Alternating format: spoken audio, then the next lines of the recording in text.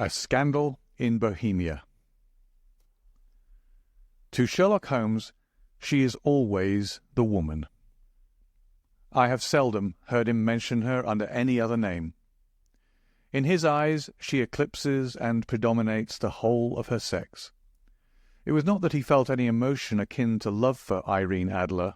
All emotions, and that one particularly, were abhorrent to his cold, precise, but admirably balanced mind. He was, I take it, the most perfect reasoning and observing machine that the world has seen. But as a lover, he would have placed himself in a false position. He never spoke of the softer passions, save with a jibe and a sneer. They were admirable things for the observer, excellent for drawing the veil from men's motives and actions, but for the trained reasoner to admit such intrusions into his own delicate and finely adjusted temperament was to introduce a distracting factor which might throw a doubt upon all his mental results. Grit in a sensitive instrument, or a crack in one of his own high-power lenses, would not be more disturbing than a strong emotion in a nature such as his. And yet there was but one woman to him, and that woman was the late Irene Adler, of dubious and questionable memory. I had seen little of Holmes lately. My marriage had drifted us away from each other. My own complete happiness, and the home-centred interests which rise up around the man who first finds himself master of his own establishment, were sufficient to absorb all my attention, while Holmes, who loathed every form of society with his whole Bohemian soul, remained in our lodgings in Baker Street, buried among his old books, and alternating from week to week between cocaine and ambition, the drowsiness of the drug, and the fierce energy of his own keen nature. He was still as ever deeply attracted by the study of crime, and occupied his immense faculties and extraordinary powers of observation in following out those clues and clearing up those mysteries which had been abandoned as hopeless by the official police.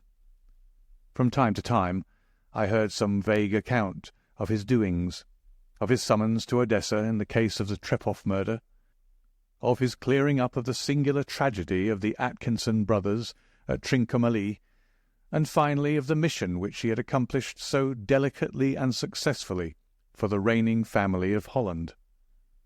Beyond these signs of his activity, however, which I merely shared with all the readers of the daily press, I knew little of my former friend and companion. One night, it was on the 20th of March, 1888, I was returning from a journey to a patient, for I had now returned to civil practice, when my way led me through Baker Street. As I passed a well-remembered door, which must always be associated in my mind with my wooing and with the dark incidents of the Study in Scarlet, I was seized with a keen desire to see Holmes again, and to know how he was employing his extraordinary powers. His rooms were brilliantly lit, and even as I looked up I saw his tall, spare figure pass twice in a dark silhouette against the blind. He was pacing the room swiftly, eagerly, with his head sunk upon his chest and his hands clasped behind him. To me, who knew his every mood and habit, his attitude and manner told their own story. He was at work again. He had risen out of his drug-created dreams, and was hot upon the scent of some new problem. I rang the bell, and was shown up to the chamber which had formerly been in part of my own. His manner was not effusive. It seldom was. But he was glad, I think, to see me. With hardly a word spoken, but with a kindly eye, he waved me to an armchair, threw across his case of cigars, and indicated a spirit case and a gasogen in the corner. When he stood before the fire and looked me over in his singular introspective fashion. "Wedlock suits you," he remarked.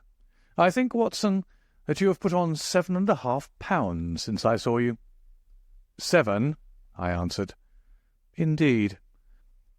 I should have thought a little more, I fancy, Watson. And in practice again, I observe. You did not tell me that you intended to go into harness. Then how do you know?" "I see it. I deduce it. How do I know that you have been getting yourself very wet lately, and that you have a most clumsy and careless servant girl." "My dear Holmes," said I, "this is too much. You would certainly have been burned had you lived a few centuries ago. It is true that I had a country walk on Thursday and came home in a dreadful mess, but as I have changed my clothes, I can't imagine how you deduce it. As to Mary Jane, she is incorrigible, and my wife has given her notice, but there again I fail to see how you work it out." He chuckled to himself and rubbed his long, nervous hands together. "It is simplicity itself," said he.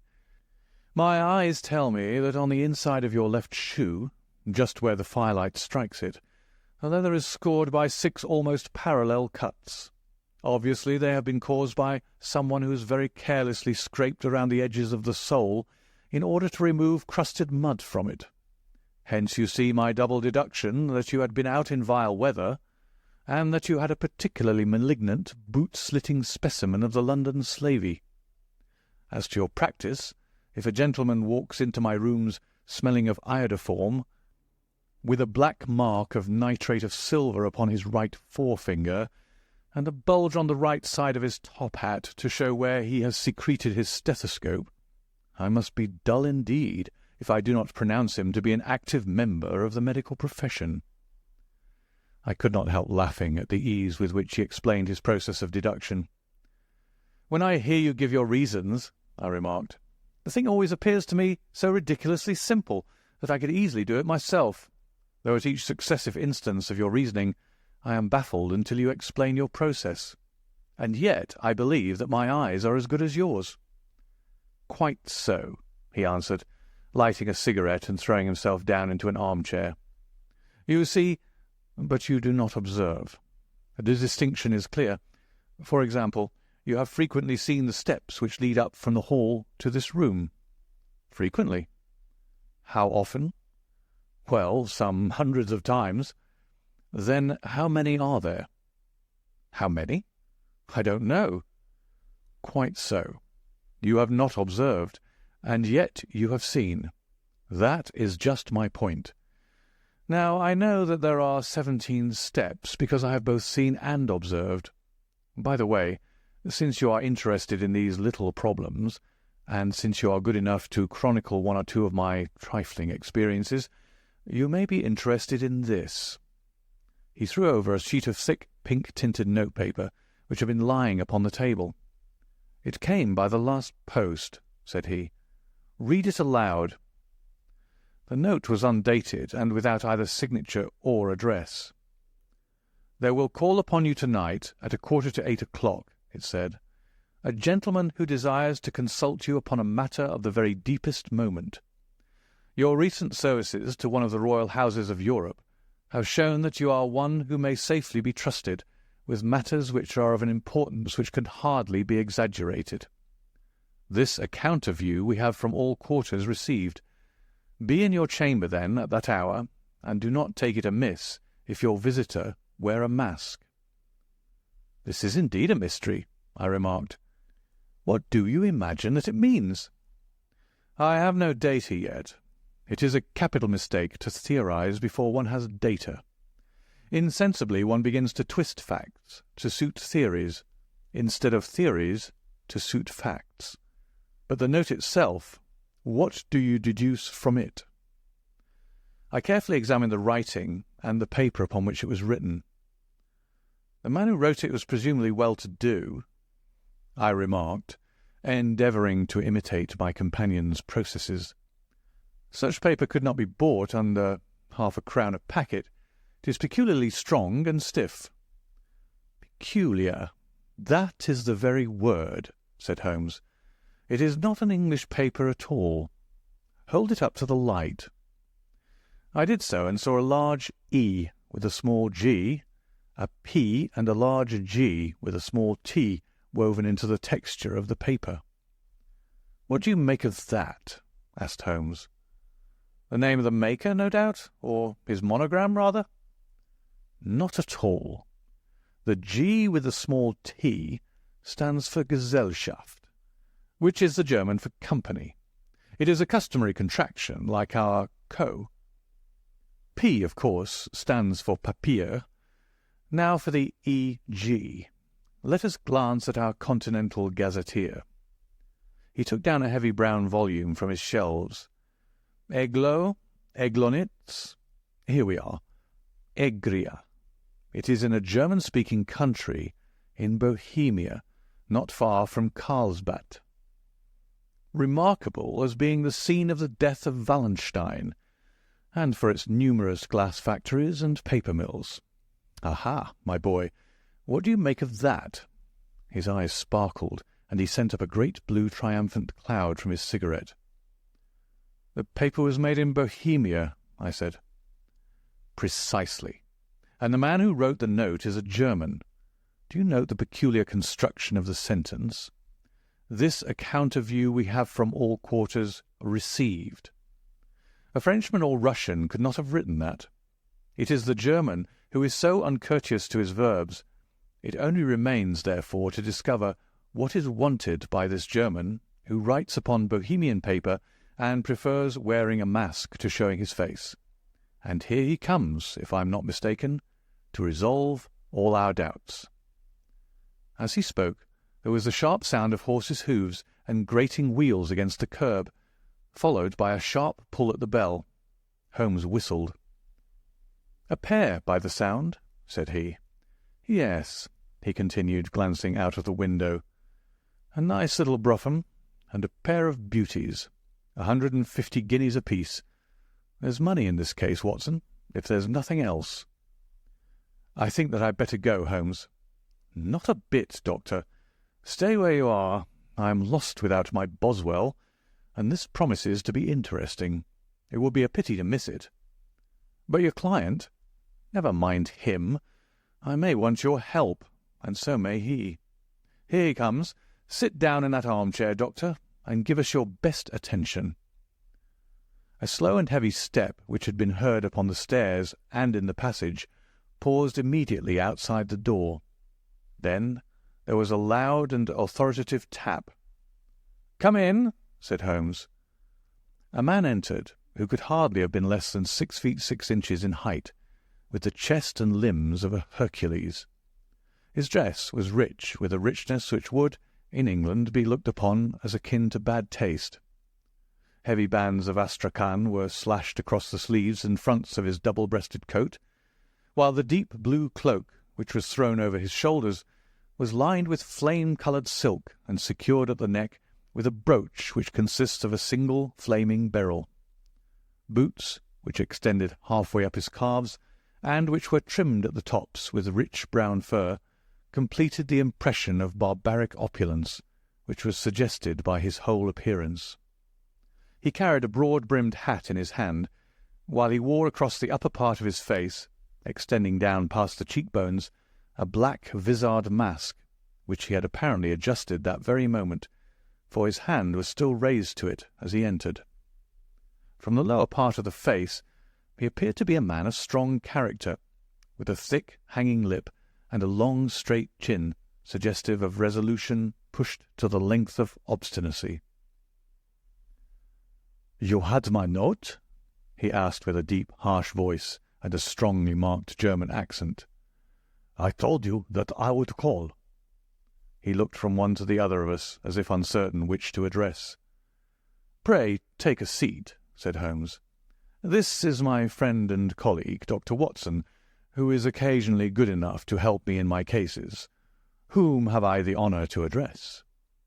"You may address me as the Count von Kram, a Bohemian nobleman. I understand that this gentleman, your friend, is a man of honour and discretion, whom I may trust with a matter of most extreme importance. If not, I should much prefer to communicate with you alone." I rose to go, but Holmes caught me by the wrist and pushed me back into my chair. "It is both or none," said he. "You may say before this gentleman anything which you may say to me." The Count shrugged his broad shoulders. "Then I must begin," said he, "by binding you both to absolute secrecy for 2 years. At the end of that time, the matter will be of no importance. At present, it is not too much to say that it is of such weight it may have an influence upon European history." "I promise," said Holmes. "And I." "You will excuse this mask," continued our strange visitor. "The august person who employs me wishes his agent to be unknown to you, and I may confess at once that the title by which I have just called myself is not exactly my own." "I was aware of it," said Holmes dryly. "The circumstances are of great delicacy, and every precaution has to be taken to quench what might grow to be an immense scandal and seriously compromise one of the reigning families of Europe. To speak plainly, the matter implicates the great house of Ormstein, hereditary kings of Bohemia." "I was also aware of that," murmured Holmes, settling himself down in his armchair and closing his eyes. Our visitor glanced with some apparent surprise at the languid, lounging figure of the man who had been no doubt depicted to him as the most incisive reasoner and most energetic agent in Europe. Holmes slowly reopened his eyes and looked impatiently at his gigantic client. "If your Majesty would condescend to state your case," he remarked, "I should be better able to advise you." The man sprang from his chair and paced up and down the room in an uncontrollable agitation. Then, with a gesture of desperation, he tore the mask from his face and hurled it upon the ground. "You are right," he cried. "I am the king. Why should I attempt to conceal it?" "Why, indeed?" murmured Holmes. "Your Majesty had not spoken before I was aware that I was addressing Wilhelm Gottsreich Sigismund von Ormstein, Grand Duke of Cassel-Felstein and hereditary King of Bohemia." "But you can understand," said our strange visitor, sitting down once more and passing his hand over his high white forehead. "You can understand that I am not accustomed to doing such business in my own person. Yet the matter was so delicate that I could not confide it to an agent without putting myself in his power. I have come incognito from Prague for the purpose of consulting you." "Then pray consult," said Holmes, shutting his eyes once more. "The facts are briefly these. Some 5 years ago, during a lengthy visit to Warsaw, I made the acquaintance of the well-known adventuress Irene Adler. The name is no doubt familiar to you." "Kindly look her up in my index, Doctor," murmured Holmes, without opening his eyes. For many years he had adopted a system of docketing all paragraphs concerning men and things, so that it was difficult to name a subject or a person on which he could not at once furnish information. In this case I found her biography sandwiched in between that of a Hebrew rabbi and that of a staff commander who had written a monograph upon the deep-sea fishes. "Let me see," said Holmes.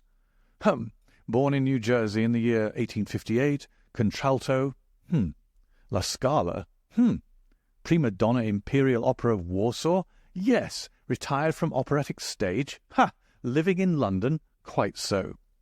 Your Majesty, as I understand, became entangled with this young person, wrote her some compromising letters, and is now desirous of getting those letters back." "Precisely so, but how?" "Was there a secret marriage?" "None." "No legal papers or certificates?" "None." "Then I fail to follow your Majesty. If this young person should produce her letters for blackmailing or other purposes, how is she to prove their authenticity?" "There is the writing." "Poor forgery." "My private notepaper."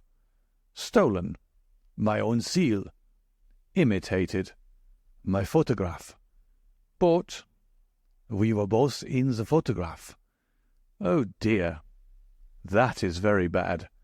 Your Majesty has indeed committed an indiscretion." "I was mad, insane." "You have compromised yourself seriously." "I was only Crown Prince then. I was young. I am but 30 now."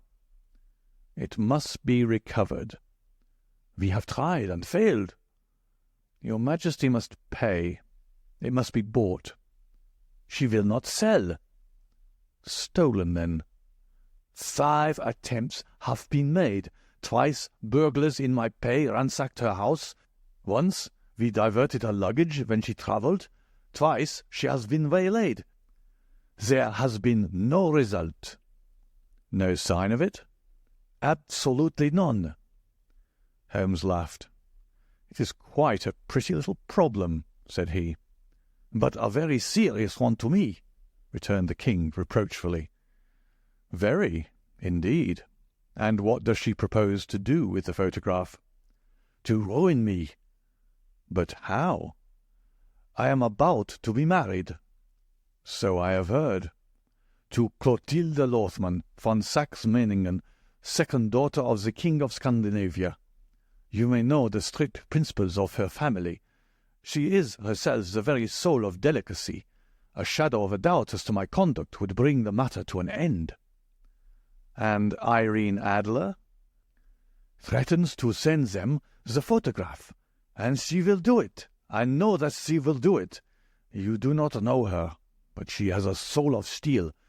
She has the face of the most beautiful of women, and the mind of the most resolute of men.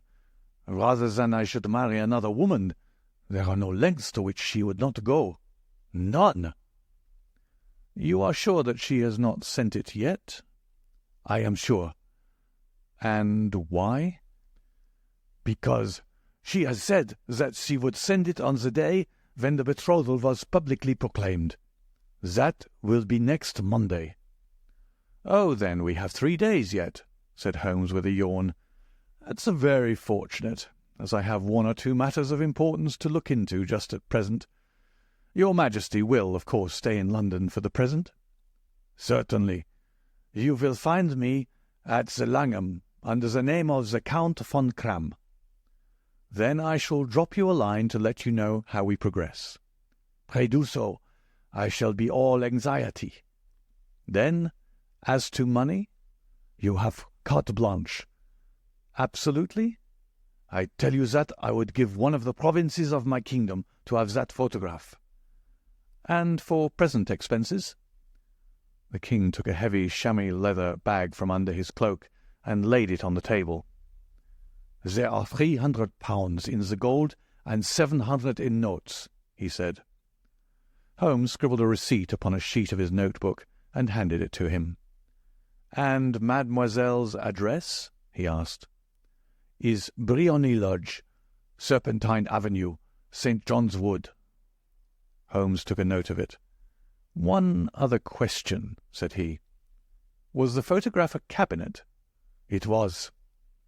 Then good night, Your Majesty, and I trust that we shall soon have some good news for you. And good night, Watson, he added, as the wheels of the Royal Brougham rolled down the street. If you'll be good enough to call tomorrow afternoon at 3 o'clock, I should like to chat this little matter over with you. 2. At 3 o'clock precisely, I was at Baker Street, but Holmes had not yet returned. The landlady informed me that he had left the house shortly after 8 o'clock in the morning. I sat down beside the fire, however, with the intention of awaiting him, however long he might be. I was already deeply interested in his inquiry, for though it was surrounded by none of the grim and strange features which were associated with the 2 crimes which I had already recorded, still the nature of the case and the exalted station of his client gave it a character of its own. Indeed, apart from the nature of the investigation which my friend had on hand, there was something in his masterly grasp of a situation and his keen, incisive reasoning which made it a pleasure to me to study his system of work, and to follow the quick, subtle methods by which he disentangled the most inextricable mysteries. So accustomed was I to his invariable success, that the very possibility of his failing had ceased to enter into my head. It was close upon 4 before the door opened, and a drunken-looking groom, ill-kempt and side-whiskered, with an inflamed face and disreputable clothes, walked into the room. Accustomed as I was to my friend's amazing powers in the use of disguises, I had to look 3 times before I was certain that it was indeed he. With a nod, he vanished into the bedroom, whence he emerged in 5 minutes, tweed-suited and respectable, as of old. Putting his hands into his pockets, he stretched out his legs in front of the fire and laughed heartily for some minutes. "Well, really," he cried, and then he choked and laughed again until he was obliged to lie back, limp and helpless, in the chair. "What is it?" "It's quite too funny. I am sure you could never guess how I employed my morning or what I ended by doing." "I can't imagine. I suppose that you have been watching the habits and perhaps the house of Miss Irene Adler." "Quite so. But the sequel was rather unusual. I will tell you, however. I left the house a little after 8 o'clock this morning in the character of a groom out of work. There is a wonderful sympathy and freemasonry among horsey men. Be one of them, and you will know all that there is to know. I soon found Briony Lodge. 'Tis a bijou villa with a garden at the back, but built out in front right up to the road, 2 stories. Chubb lock to the door, large sitting room on the right side, well furnished, with long windows almost to the floor, and those preposterous English window fasteners which a child could open. Behind there was nothing remarkable, save that the passage window could be reached from the top of the coach-house. I walked round it and examined it closely from every point of view, but without noting anything else of interest. I then lounged down the street and found, as I expected, that there was a mews in a lane which runs down by one wall of the garden. I lent the ostlers a hand in rubbing down their horses, and received in exchange 2d, a glass of half and half, 2 fills of shag tobacco, and as much information as I could desire about Miss Adler, to say nothing of 6 other people in the neighbourhood in whom I was not the least interested, but whose biographies I was compelled to listen to. "And what of Irene Adler?" I asked. "Oh, she has turned all the men's heads down in that part. She is the daintiest thing under a bonnet on this planet. So say the Serpentine Mews to a man. She lives quietly, sings at concerts, drives out at 5 every day, and returns at 7 sharp for dinner. Seldom goes out at other times, except when she sings. Has only 1 male visitor, but a good deal of him. He is dark, handsome, and dashing, never calls less than once a day, and often twice. He is a Mr. Godfrey Norton of the Inner Temple. See the advantages of a cabman as a confidant. They had driven him home 12 times from Serpentine Mews, and knew all about him. When I had listened to all they had to tell, I began to walk up and down near Briony Lodge once more, and to think over my plan of campaign. This Godfrey Norton was evidently an important factor in the matter. He was a lawyer. That sounded ominous. What was the relation between them, and what the object of his repeated visits? Was she his client, his friend, or his mistress? If the former, she had probably transferred the photograph to his keeping. If the latter, it was less likely. On the issue of this question depended whether I should continue my work at Briony Lodge, or turn my attention to the gentlemen's chambers in the Temple.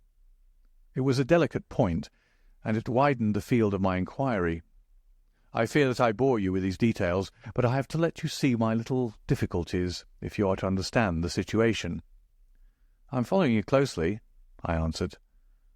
I was still balancing the matter in my mind when a hansom cab drove up to Briony Lodge, and a gentleman sprang out. He was a remarkably handsome man, dark, aquiline, and moustached, evidently the man of whom I had heard. He appeared to be in a great hurry, shouted to the cabman to wait, and brushed past the maid, who opened the door with the air of a man who was thoroughly at home. He was in the house about half an hour, and I could catch glimpses of him in the windows of the sitting-room, pacing up and down, talking excitedly, and waving his arms. Of her I could see nothing.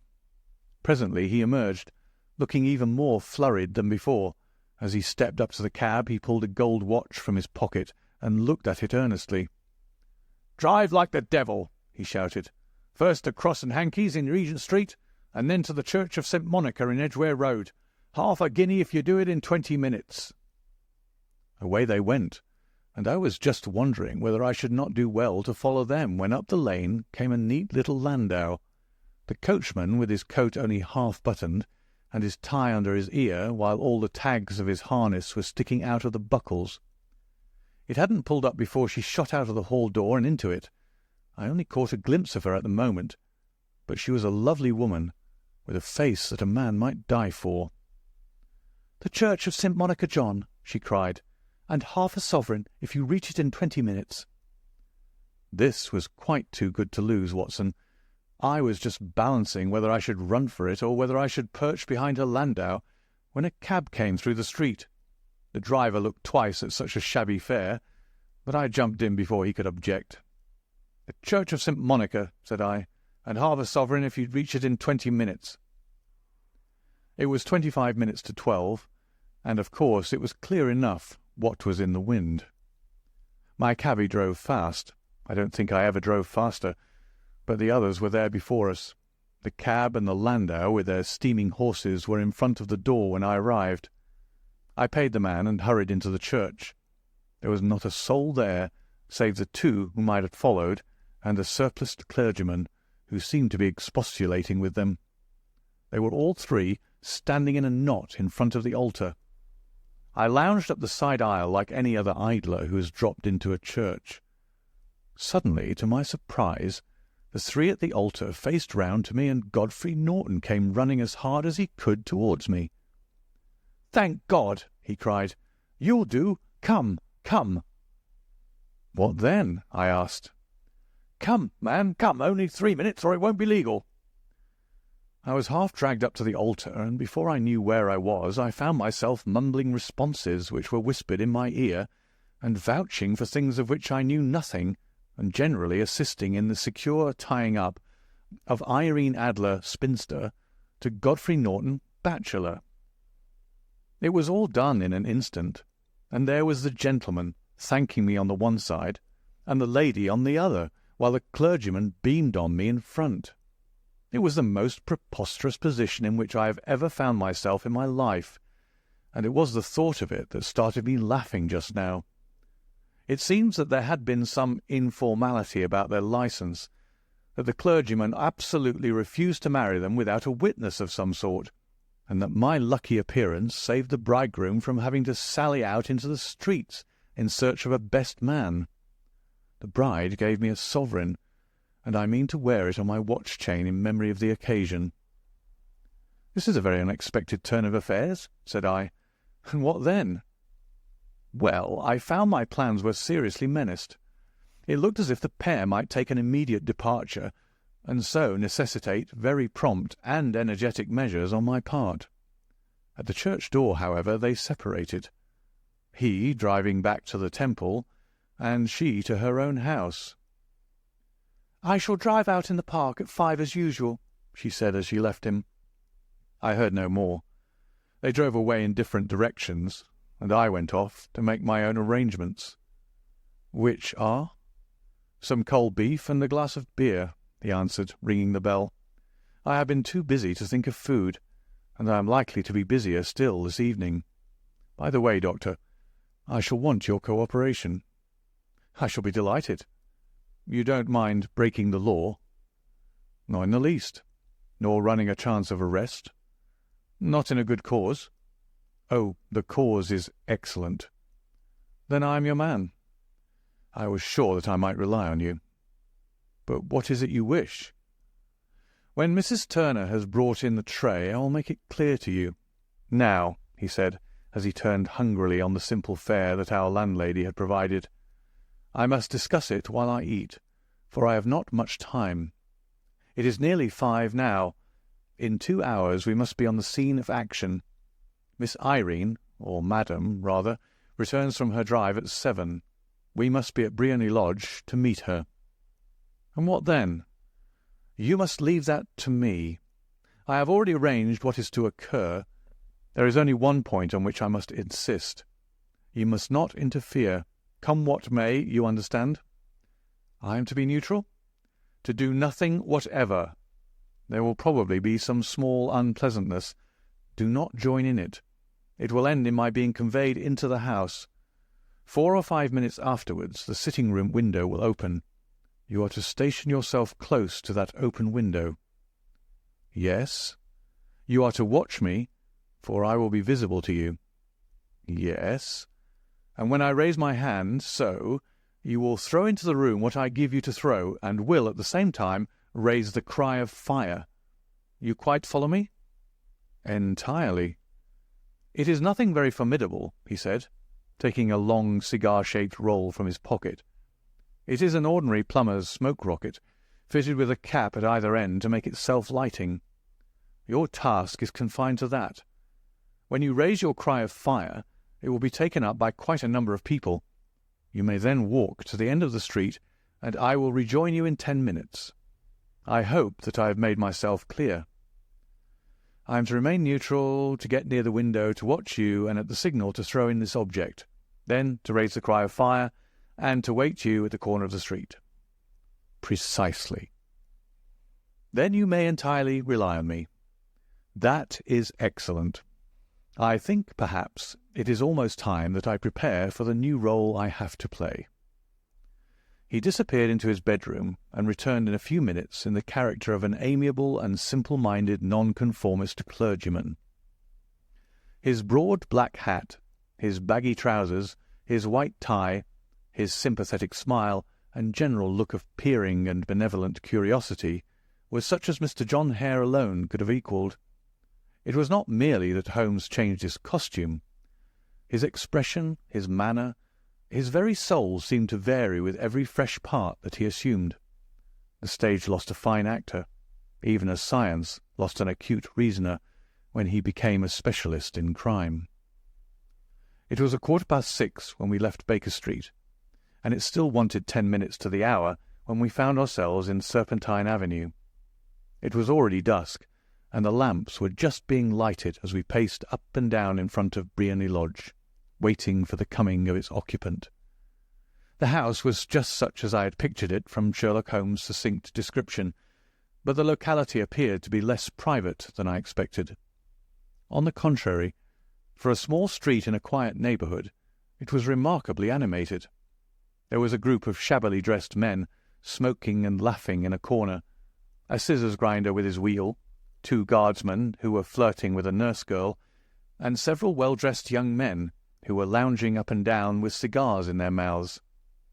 "You see," remarked Holmes, as we paced to and fro in front of the house, "this marriage rather simplifies matters. The photograph becomes a double-edged weapon now. The chances are that she would be as averse to its being seen by Mr. Godfrey Norton as our client is to its coming to the eyes of his princess. Now the question is, where are we to find the photograph?" "Where indeed?" "It is most unlikely that she carries it about with her. It is cabinet size, too large for easy concealment about a woman's dress. She knows that the king is capable of having her waylaid and searched. 2 attempts of the sort have already been made. We may take it, then, that she does not carry it about with her." "Where, then?" "Her banker or her lawyer. There is that double possibility. But I am inclined to think neither. Women are naturally secretive, and they like to do their own secreting. Why should she hand it over to anyone else? She could trust her own guardianship, but she could not tell what indirect or political influence might be brought to bear upon a businessman. Besides, remember that she had resolved to use it within a few days. It must be where she can lay her hands upon it. It must be in her own house." "But it has twice been burgled." "They do not know how to look." "But how will you look?" "I will not look." "What then?" "I will get her to show me." "But she will refuse." "She will not be able to. But I hear the rumble of wheels. It is her carriage. Now, carry out my orders to the letter." As he spoke, the gleam of the sidelights of a carriage came round the curve of the avenue. It was a smart little landau, which rattled up to the door of Briony Lodge.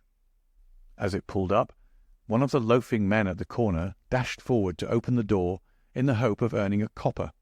but was elbowed away by another loafer who had rushed up with the same intention. A fierce quarrel broke out, which was increased by the two guardsmen who took sides with one of the loungers, and by the scissors grinder, who was equally hot upon the other side. A blow was struck, and in an instant the lady who had stepped from her carriage was the centre of a little knot of flushed and struggling men, who struck savagely at each other with their fists and sticks. Holmes dashed into the crowd to protect the lady, but just as he reached her, he gave a cry and dropped to the ground with the blood running freely down his face. At his fall, the guardsmen took to their heels in one direction and the loungers in the other, while a number of better-dressed people, who had watched the scuffle without taking part in it, crowded in to help the lady and to attend to the injured man. Irene Adler, as I will still call her, had hurried up the steps, but she stood at the top with her superb figure outlined against the lights of the hall, looking back into the street. "Is the poor gentleman much hurt?" she asked. "He is dead," cried several voices. No, there's life in him," shouted another. "But he'll be gone before you can get him to hospital." "He's a brave fellow," said a woman. "They would have had the lady's purse and watch if it hadn't been for him. There were a gang, and a rough one too. He's breathing now." "He can't lie in the street. May we bring him in, ma'am?" "Surely. Bring him into the sitting-room. There's a comfortable sofa. This way, please." Slowly and solemnly he was borne into Briony Lodge, and laid out in the principal room, while I still observed the proceedings from my post by the window. The lamps had been lit, but the blinds had not been drawn, so that I could see Holmes as he lay upon the couch. I do not know whether he was seized with compunction at that point for the part he was playing, but I know that I never felt more heartily ashamed of myself in my life than when I saw the beautiful creature against whom I was conspiring, or the grace and kindliness with which she waited upon the injured man. And yet it would be the blackest treachery to Holmes to draw back now from the part which he had entrusted to me. I hardened my heart, and took the smoke rocket from under my ulster. After all, I thought, we're not injuring her. We are but preventing her from injuring another. Holmes had sat upon the coach, and I saw him motion like a man who is in need of air. A maid rushed across and threw open the window. At the same instant I saw him raise his hand, and at the signal I tossed my rocket into the room with a cry of "Fire!" The word was no sooner out of my mouth than the whole crowd of spectators, well-dressed and ill, gentlemen, ostlers, and servant-maids, joined in a general shriek of "Fire!" Thick clouds of smoke curled through the room and out at the open window. I caught a glimpse of rushing figures, and a moment later the voice of Holmes from within, assuring them that it was a false alarm. Slipping through the shouting crowd, I made my way to the corner of the street, and in 10 minutes was rejoiced to find my friend's arm in mine, and to get away from the scene of uproar. He walked swiftly and in silence for some few minutes, until we had turned down one of the quiet streets which led towards the Edgware Road. "You did it very nicely, Doctor," he remarked. "Nothing could have been better. It is all right." "You have the photograph?" "I know where it is." "And how did you find out?" "She showed me, as I told you she would." "I'm still in the dark." "I do not wish to make a mystery," said he, laughing. "The matter was perfectly simple. You, of course, saw that everyone in the street was an accomplice. They were all engaged for the evening." "I guessed as much." "Then, when the row broke out, I had a little moist red paint in the palm of my hand. I rushed forward, fell down, clapped my hand to my face, and became a piteous spectacle. It is an old trick." "That also I could fathom." "Then they carried me in. She was bound to have me in. What else could she do? And into her sitting-room, which was the very room which I suspected. It lay between that and her bedroom, and I was determined to see which. They laid me on a couch. I motioned for air. They were compelled to open the window, and you had your chance." "How did that help you?" "It was all important. When a woman thinks that her house is on fire, her instinct is at once to rush to the thing which she values most. It is a perfectly overpowering impulse, and I have more than once taken advantage of it. In the case of the Darlington substitution scandal, it was of use to me, and also in the Arnsworth Castle business. A married woman grabs at her baby, an unmarried one reaches for her jewel box.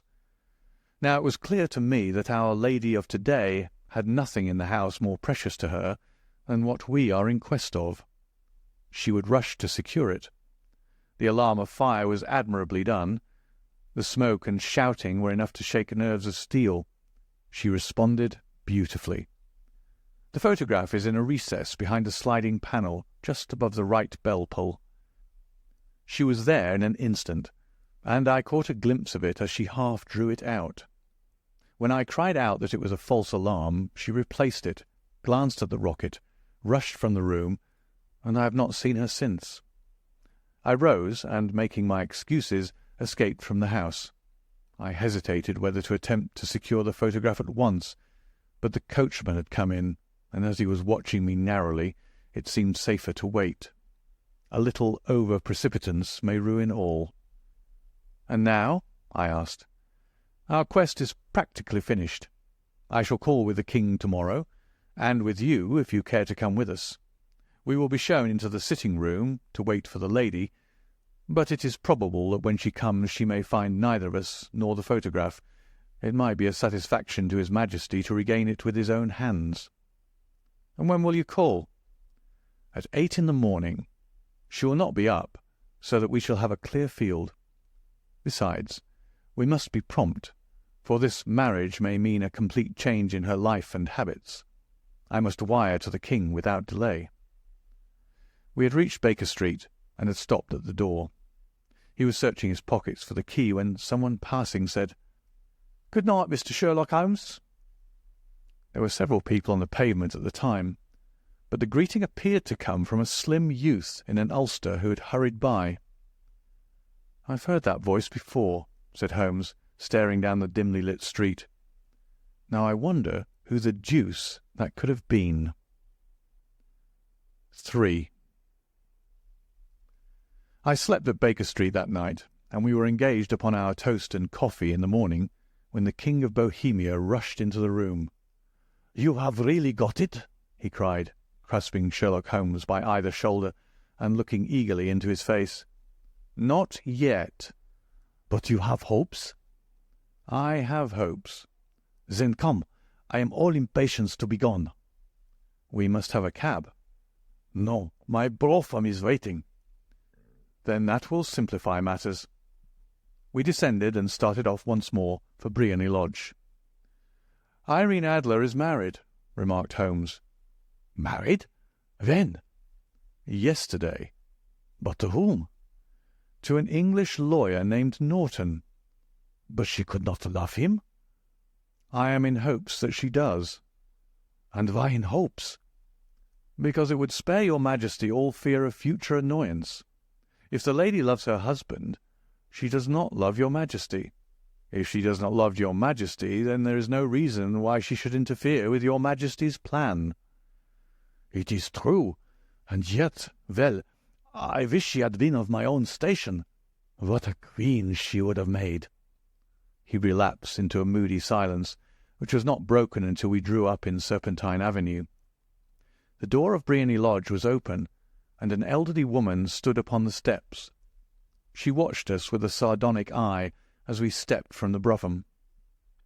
"Mr. Sherlock Holmes, I believe," said she.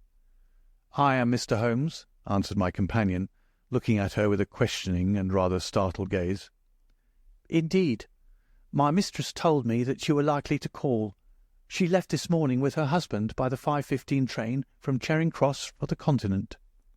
"What?" Sherlock Holmes staggered back, white with chagrin and surprise. "Do you mean that she has left England?" "Never to return." "And the papers?" asked the king hoarsely. "All is lost." "We shall see." He pushed past the servant and rushed into the drawing-room, followed by the king and myself. The furniture was scattered about in every direction. with dismantled shelves and open drawers, as if the lady had hurriedly ransacked them before her flight. Holmes rushed at the bell-pull, tore back a small sliding shutter, and, plunging in his hand, pulled out a photograph and a letter. The photograph was of Irene Adler herself in evening dress. The letter was superscribed to Sherlock Holmes, Esquire, to be left till called for. My friend tore it open, and we all three read it together.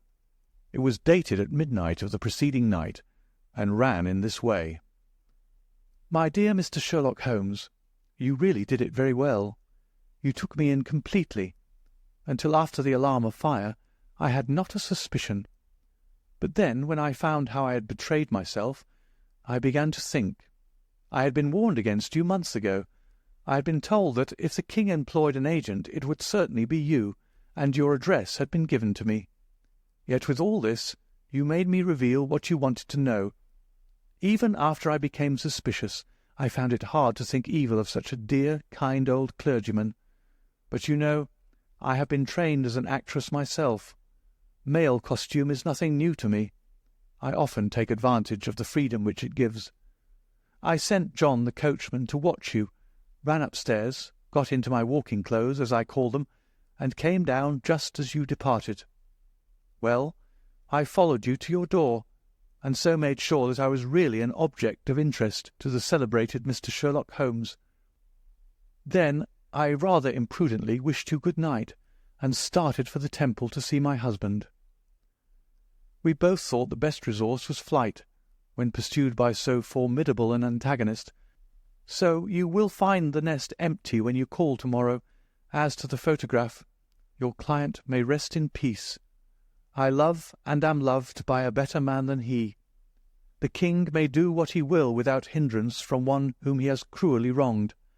I keep it only to safeguard myself, and to preserve a weapon which will always secure me from any steps which he might take in the future. I leave a photograph which he might care to possess, and I remain, dear Mr. Sherlock Holmes, very truly yours, Irene Norton, née Adler." "What a woman! Oh, what a woman!" cried the King of Bohemia, when we had all three read this epistle. "Did I not tell you how quick and resolute she was? Would she not have made an admirable queen? Is it not a pity that she was not on my level?"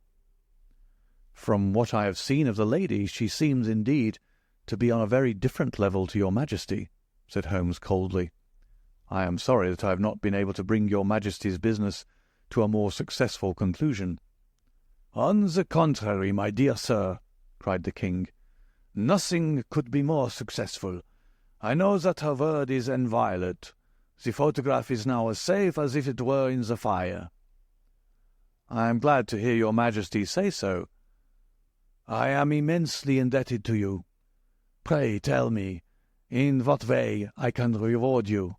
This ring?" He slipped an emerald snake ring from his finger and held it out upon the palm of his hand.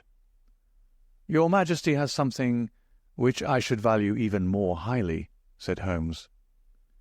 "You have but to name it." "This photograph." The king stared at him in amazement. "Irene's photograph?" he cried. "Certainly, if you wish it." "I thank you, your Majesty. Then there is no more to be done in the matter. I have the honour to wish you a very good morning." He bowed, and turning away without observing the hand which the king had stretched out to him, he set off in my company for his chambers. And that was how a great scandal threatened to affect the kingdom of Bohemia, and how the best plans of Mr. Sherlock Holmes were beaten by a woman's wit. He used to make merry over the cleverness of women, but I have not heard him do it of late, and when he speaks of Irene Adler, or when he refers to her photograph, it is always under the honourable title of the woman. End of A Scandal in Bohemia.